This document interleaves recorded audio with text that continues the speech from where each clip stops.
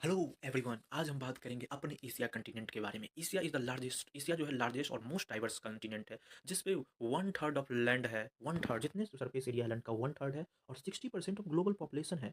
ये इसका latitude longitude बताता है एक्सट्रीम फिजिकल डाइवर्सिटी को, जो आर्कटिक टुंड्रा ऑफ साइबेरिया से लेके इक्वेटोरियल रेन फॉरेस्ट को पास करते हुए साउथ एशिया में आता है, मेकिंग इस Asia is a geographical and geopolitical entity. Asia जो है वो केप चिक्सिन से लेके तंजुक पलाई तक फैला हुआ है। एशिया एशिया से होके equator, tropic of cancer, arctic circle सारे पास करते हैं। फिजिकल डिवीजन ऑफ एशिया, और एशिया में बहुत सारे फिजिकल डिवीजन है। ऐसे यूपी एस्पिरेंट आप सबको जानना चाहिए। जो नॉर्थन लोलैंड है, नॉर्थन जो एशिया का नॉर्थन पार्ट है, जो भास्ट साइबेरियन प्लेन कहते हैं, जो हमेशा ही फ्रोजन होते हैं और फ्रोजन को हमेशा फर्मापोस्ट कहते हैं। River like Ob, Yenisei, Lena drain northwards. Economic under develop but resource, और जो ड्यू टू मोस्ट परमाफ्रोस्ट है वहाँ इकोनॉमिक बहुत ही कम है, लेकिन वहाँ पे रिसोर्सेज बहुत ज़्यादा है नॉर्दर्न वेल्स। अब हम बात करेंगे central highland of the Asia. जो फिजिकल फीचर के अनुसार सेंट्रल हाईलैंड में roof of the north world कहा जाता है, जिसे पामीर कहता है। जो तिब्बतन प्लेट्यू हाईएस्ट है और लार्जेस्ट प्लेट्यू है एशिया का। Major mountain system Himalaya, Karakoram, Hindu Kush Tian, Shan, ये सब एशिया में पाए जाते हैं। जो ये सब जो जो act as a climate barrier, जो हिमालयन माउंटेन से जो इंडिया को फ्रोजन होने से बचाता है।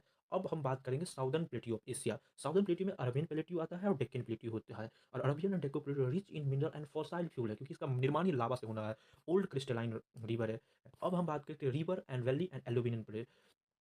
रिवर वैली होने के कारण एशिया एंशियंट सिविलाइजेशन का रिवर वैली में बहुत सारे रिवर है, जैसे इंडस रिवर है, टिग्रस है, यांगसे है, येलो। यहाँ पे वर्ल्ड की पुरानी पुरानी सभ्यता सब देखा जाता है। यांगसे रिवर के पे चाइना की सभ्यता, इंडस रिवर पे हिंदुस्तान का Indus valley civilisation, high agriculture productivity and dense population. यहाँ पे एशिया में हाई एग्रीकल्चर प्रोडक्टिविटी के साथ जनसंख्या बहुत ही डेंस है।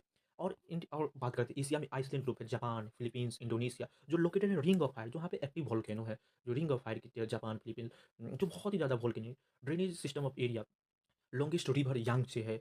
और हम जानेंगे कि एशिया के river Arctic Ob and Lena, जो रिवर है आर्टिक ओशन में गिरता है, यांगचे मेकोंग पैसिफिक ओशन, और इंडस और टिग्रिस गिरता है इंडियन ओशन में। फिर से जानेंगे साथियों, ओब एंड लीना आर्टिक ओशन में, और यांगचे मेकोंग पैसिफिक ओशन में, और इंडियन ओशन में इंडस और टिग्रिस गिरता है। रिवर जो यहाँ के एग्रीकल्चर के लिए, ट्रांसपोर्ट के लिए, सेटलमेंट के लिए, क्योंकि रिवर से ही किसी भी सिविलाइजेशन, किसी भी सिटीज़ का निर्माण होता है, एंशियंट टू मॉडर्न तक हम देखें। क्लाइमेट ऑफ एशिया, एशिया जो बहुत सारे टाइप के क्लाइमेट है, लार्ज साइज रिलीफ बैरियर भी है, distance from the sea, Asian monsoon, seasonal reversal of wind, सारे देखा जाता है Asia. Himalaya play crystal rolling monsoon dynamics, Himalaya के होने के कारण एशिया में बहुत सारे मानसून डायनामिक्स है। टुंड्रा जो है नॉर्थ एशिया में आता है, Tyga in the Siberia, grassland of central Asia, grassland जो है सेंट्रल एशिया में, जिसे स्टीपीज कहा जाता है।